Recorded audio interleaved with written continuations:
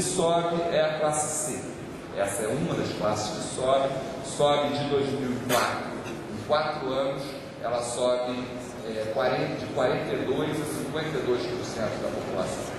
Então era 40%, os 40% que viviam acima da mediana, da metade mais pobre, e abaixo dos 10% mais ricos. Todos os estudos internacionais brasileiros mostram, é o que faz a diferença no Brasil. Os 10% mais ricos são aqueles que se apropriam de uma parcela desproporcional que faz tornar a nossa instituição de renda tão diferente, por exemplo, dos Estados Unidos, que não é um país igualitário, são os 10% mais ricos. É isso que faz toda a diferença. Mas se quiser chamar esse grupo de classe média alta, tudo bem, estamos num país livre, mas eu acho só que não é a maneira mais adequada mas é uma opinião pessoal. Até porque, independente da maneira como se mede, se, por exemplo, quiser chamar de classe A e B, de classe média, a classe A e B subiu a beça nos últimos anos, subiu até mais. A taxa de crescimento da A e B nos últimos 4 anos foi 33%, da classe C foi 22%. Então, aqueles que acham que classe média é algo mais do que uma renda de R$ 4.500 para a família, o resultado principal do estudo, que é esse grupo, aumentou porque a desigualdade caiu e houve um crescimento do bolo de renda, ela permanece inalterada.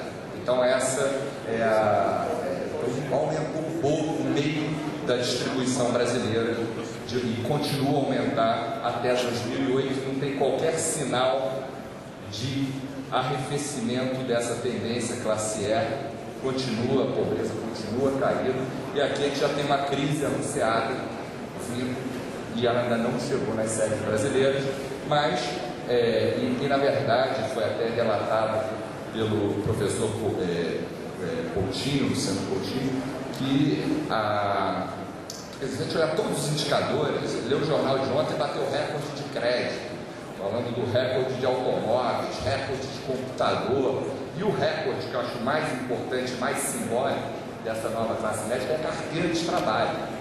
Isso é algo que era um sonho e que nós, pesquisadores,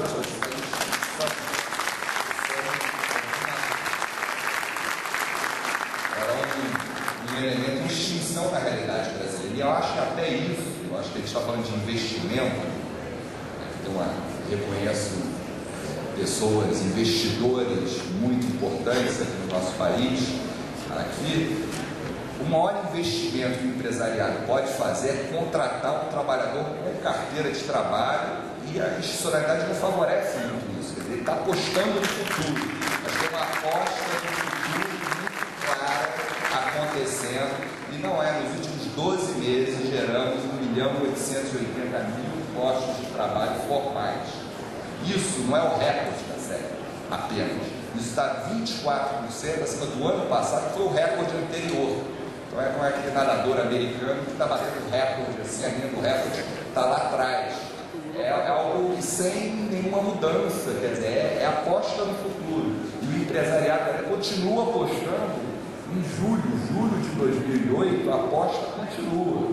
Não tem qualquer sinal nas séries de que isso está mudando. Vamos torcer, vamos continuar investindo, etc. Então acho que isso é notável. O Brasil está sempre surpreendendo a gente.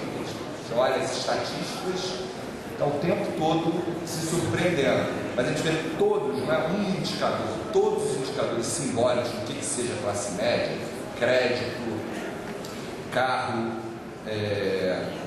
computador, celular, todos eles conjuntamente estão em recordes históricos. Então não é uma coisa isolada, tem um momento muito pungente, socialmente falando, acontecendo na sociedade brasileira hoje. A gente só fez uma análise um pouco mais pontual, reforçando a surpresa.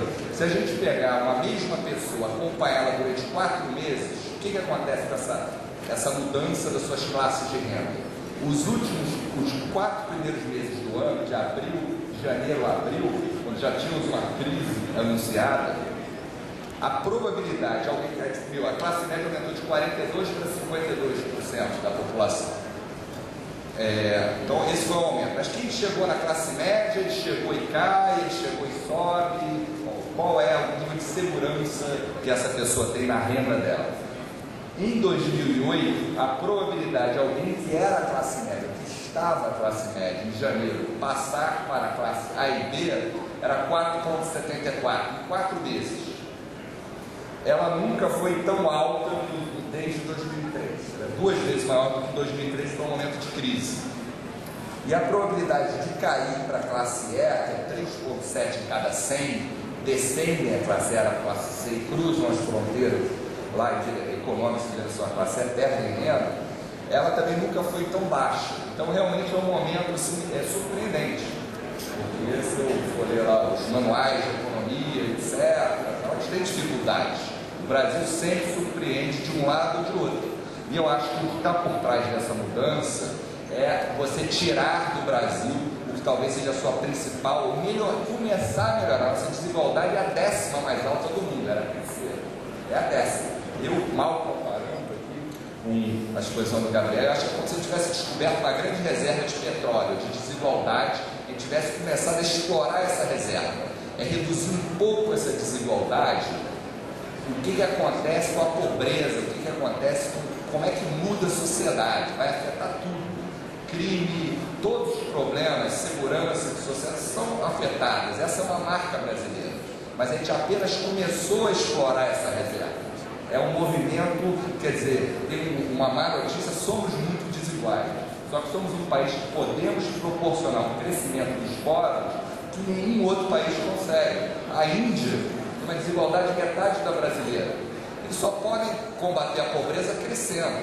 Nós, além do crescimento, que é, obviamente, o caminho infinito no longo prazo, ele não tem limite, né?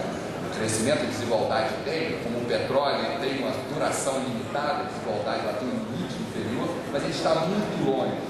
Eu acho que o Brasil descobriu essa capacidade de combater a pobreza, aumentar os segmentos médios através de redução de desigualdade. Nos últimos anos, isso vem acompanhado de crescimento. Desde 2004, isso vem acompanhado de um crescimento bastante expressivo da renda.